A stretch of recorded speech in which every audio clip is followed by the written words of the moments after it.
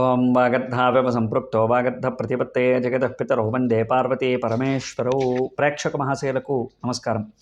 ఎవరైనా ఎస్వీబీ ఆస్ట్రాలజీని కొత్తగా చూస్తుంటే కనుక సబ్స్క్రైబ్ చేసుకోండి. దాని పక్కనే గంట ఐకాన్ ఉంటుంది, దాన్ని ట్యాప్ చేసినట్లయితే నేను ఏ వీడియో చేసినా మీకు నోటిఫికేషన్ వస్తుంది. 2024 సంవత్సరంలో నక్షత్రాలన్నిటికీ కూడా ఎలా ఉందో తెలుసుకోబోతున్నాం. ప్రధానంగా ఇప్పుడు మనం ఉత్తరాషాఢ నక్షత్రం గురించి తెలుసుకోబోతున్నాం. ఉత్తరాషాఢ నక్షత్రం ఒక పాదం ధనుస్సు రాశిలోను, మిగిలిన 3 పాదాలు మకర రాశిలోనూ ఉన్నాయి. ముందుగా ధనుస్సు రాశిలో ఉన్నటువంటి ఉత్తరాషాఢ నక్షత్రానికి కనుక చూసుకున్నట్లయితే ఉద్యోగ అవకాశాలు మెండుగా లభించబోతూ ఉన్నాయి. అలాగే ఉద్యోగంలో ఉన్నటువంటి వాళ్ళకి ప్రమోషన్లు రాబోతూ ఉన్నాయి. ఎవరితో ఏ గొడవ ఉన్నా సరే సమసిపోయి ముందుకు వెళ్తూ ఉన్నారు. భార్యాభర్తల గొడవలు తీరబోతూ ఉన్నాయి. ఆలోచన విధానాన్ని పెంపొందించుకుని మీరు మంచి ఆలోచన చేసి కొత్త ఒరవడి సృష్టిస్తారు.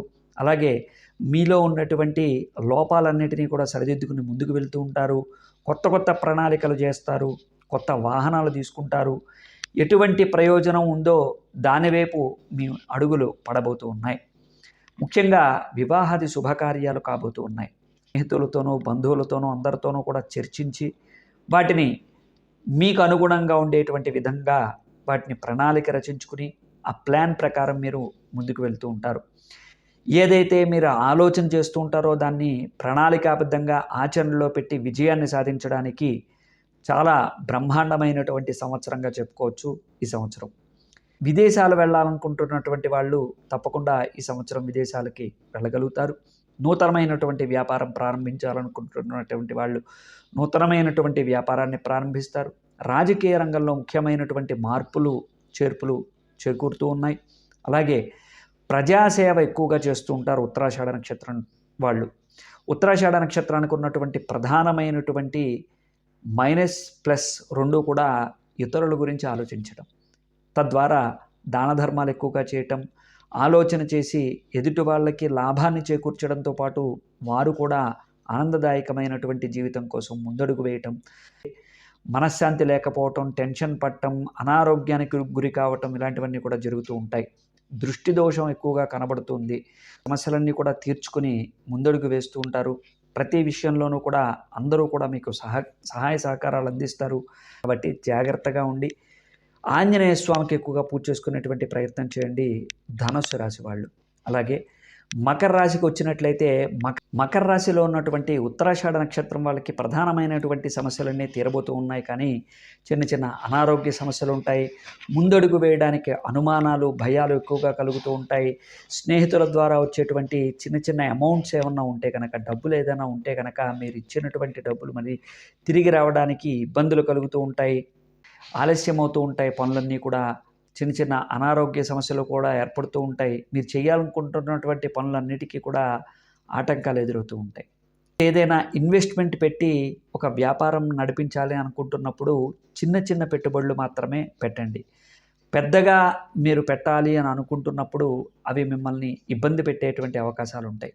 కాబట్టి మీరు ఎవరితోనైనా పార్ట్నర్షిప్లో వెళ్ళి ముందుకు వెళ్ళినట్లయితే బాగుపడుతుంది. కానీ మీరు ఒక్కరే అంత పెట్టుబడి పెట్టి ఓ వ్యాపారం పెట్టినట్లయితే చిన్నదైనా పెద్దదైనా కొద్దిగా ముందుగా దాని లాభాలు చూడటం అనేటువంటిది కష్టమైపోతూ ఉంటుంది.